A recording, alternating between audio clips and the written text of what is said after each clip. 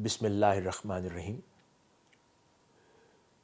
I would like to congratulate a Sadiq organization and its chairman, Sheikh Shabbir Hussain Mohi, for organizing such a beautiful conference on such a significant and important topic today. I pray to Allah Almighty that this conference is able to achieve its objectives and help promoting the cause, which is propagation of Islamic economy and Islamic banking and finance and its culture all over the country. Dear audience, I wanted to participate in this conference physically, but due to my other commitments, I could not do so. So I feel honored that I am part of this conference through this video message. The topic which has been assigned to me to speak on, which is discussing the Islamic finance education's landscape and the contribution of madrasas and institutions towards producing human resource related to Islamic finance. Let's look at the Islamic finance education landscape worldwide, and then we will focus what is happening here in Pakistan. If we talk about the education landscape worldwide, the international surveys speaks interesting things about it. For example, the total worldwide institutions or education providers who are basically providing education related to Islamic finance worldwide, they are not in a very large number. For example, Indonesia, with the highest Muslim population in the world, only that country has 200 such institutions who are providing courses related to Islamic banking and finance or degree programs. Then comes Malaysia. It has 93 such institutions providing courses and degree programs related to Islamic banking and finance. Then comes Bahrain, which has 71 such institutions. And then comes Jordan, which again has 71 institutions. And then Saudi Arabia, which has 68 institutions. So interestingly, in that list, top 5 countries who has the most number of such institutions who are providing or offering degrees related to Islamic banking and finance or courses related to Islamic banking and finance. So Pakistan is not among those top 5 countries. If we talk about the research produced related to Islamic banking and finance worldwide, so we will see Malaysia tops the list. Recently, year 2021, Malaysian scholars were able to produce around 200 research works and publications related to Islamic banking and finance. Then Indonesian scholars, they produced around 190 such publications, or Saudi Arabian scholars were able to produce 81 such publications. Pakistani scholars were able to produce only 49 publications related to Islamic banking and finance, where the Malaysian scholars, they produced 200 publications in 1 year. So Pakistan produced only 49. And then Brunei and scholars affiliated or associated to Brunei, they produced around 33 publications. So that includes journals related to Islamic banking and finance as well. If we talk about the total number of institutions worldwide offering even the basic short courses related to Islamic economics, banking and finance, so the total number is 880 worldwide. And if we talk about the proper institutions, universities, colleges or madrasas, total number is 471. And with the short courses, So that comes to 880. And when we talk about the total number of publications, research papers, books written in the field of Islamic economics, banking and finance worldwide, and other such works. So the total publications made 3,504 publications, and Islamic finance journals running all over the world, they are around 125. So out of this big number, 3,500, Pakistan was able to contribute 49 papers in the field of Islamic banking and finance. So we can easily understand where exactly Pakistan's Islamic finance education stands today. If we talk about the history, it all started a couple of decades ago from Islamic University, Islamabad. It all started from there in 90s, and then that continued. But internationally, Malaysia was the first country to propagate and start courses and degree programs related to Islamic banking and finance. But they are not producing the sufficient number of Islamic finance resources in that area. If we talk about madrasas and not the universities, so there are actually a very few madrasas who are actually teaching the Islamic finance related courses. Most of the Sharia curriculum taught at madrasa level, they hardly have one course related to fiqh al-muamalat only. Jamia al-Azhar and in Saudi Arabia, they hardly have one or two such courses which covers or deals with the Islamic finance areas or Islamic economic areas. So which clearly suggests that only a couple of such courses cannot produce the good quality human resource. So we need a proper degree programs for that purpose. Another place, when we look at the banking industry, so Pakistan was very much behind on the schedule when they actually gave the licenses to the commercial banks countrywide. So our first Islamic bank was established in 2002 in Pakistan, and then again it has been 20 years now.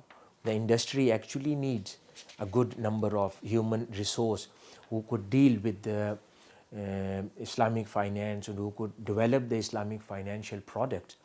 And then very rare institutions in the country, they are actually offering PhDs in proper Islamic banking and finance area. Some astonishing figures we see that in the whole of the country, all institutions, universities, colleges, madaris, to produce only 100 graduates of Islamic banking and finance in year 2021.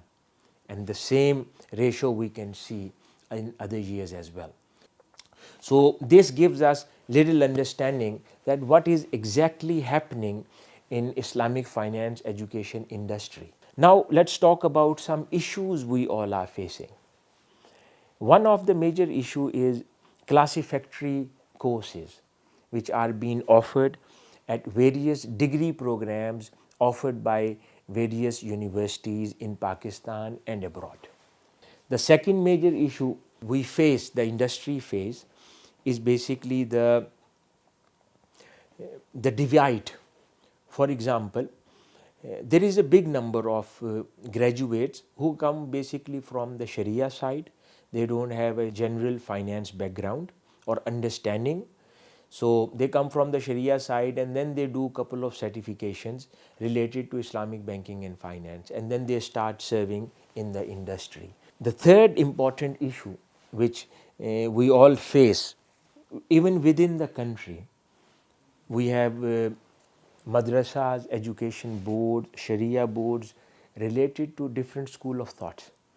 And then if we talk about the international market, their Sharia boards, their madrasas, their religious scholars, they all have a different belief system and they offer different type of products. For example, we have 5 different groups. So every single board related to each fiqh group. So they have their own definitions related to Islamic finance products. So what happens when gradually within the country, or they travel outside Pakistan, or they want to take Islamic banks abroad to establish there? So two issues usually emerge: the wastage of time, and the second important thing, because the standardization is not there, so the conviction and confidence on Islamic finance, that doesn't emerge out of this practice. So what I propose in relation to this is something which Shaykhul Islam, Professor Dr. Muhammad Tahirul Qadri, he proposed a couple of years ago, and he gave altogether a new concept. I won't say it's a completely new concept, but that of course comes from the Quranic and the literature of Hadith. He spoke about it while providing a solution to this problem, that how to standardize Islamic financial products and strengthen this whole industry, and assisting the human resource as well, that what to be learned and what not to be learned. What Shaykhul Islam basically spoke about, the principle of taqleed al-madahib, which means that a strict conformity with one school of law, and that is usually what happens when we do.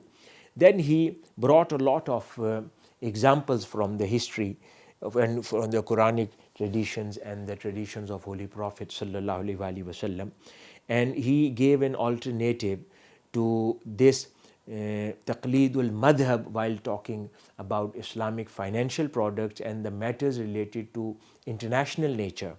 And he said that we all need to shift towards new jurist approach of inclusive accommodation and flexibility, and for which he termed this whole thing al-intiqal bain al-madahib, shifting from one juristic opinion to the other within 5 school of fiqh. For that purpose, I would propose that the solution provided by Shaykhul Islam has a lot of weight, and we all need to look at it and consider.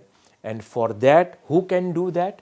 I would request the State Bank of Pakistan to establish such committee and council, where they can always invite all the top education providers of Pakistan who are providing education in the field of Islamic banking and finance, as well as professionals and practitioners representing the top Islamic banks and non-banking finance companies of Pakistan, so that they can come together and join that council established by State Bank of Pakistan. They could have a deliberation, discussion together to finalize two things: the curriculum for Islamic banking and finance degree programs. The second important thing with this council can do is basically working on the common fatwas related to Islamic financial products and assist the banks in a common way. There are not much institutions are there providing degree programs. Let's talk about the model which Minhaj University has established and adopted. We call it a triangular education model, which I am very much hopeful that it has a potential to fill up the gap which exists in this industry. There are, as I have mentioned already, either the human resource comes from the conventional finance background or they come from the Sharia background. So when they come from the Sharia background, they are not much aware of the financial tool techniques and specialization. So they have to, for the financial assistance, they have to rely on the experts coming from the conventional side. So the other people who are coming from the conventional finance side, so for the Sharia discussion and purposes, they have to rely on the graduates of madrasas. So they stand separately. So what we have tried to experiment here at Minhaj University is that we have an associated college called College of Sharia and Islamic Sciences. So the students, after their matriculation, they join that college and they do their intermediate along with a shahada, a sanviya for the first 3 years. In those 3 years, so they do the Sharia education at the level of a Shahada Sanawiya along with their intermediate.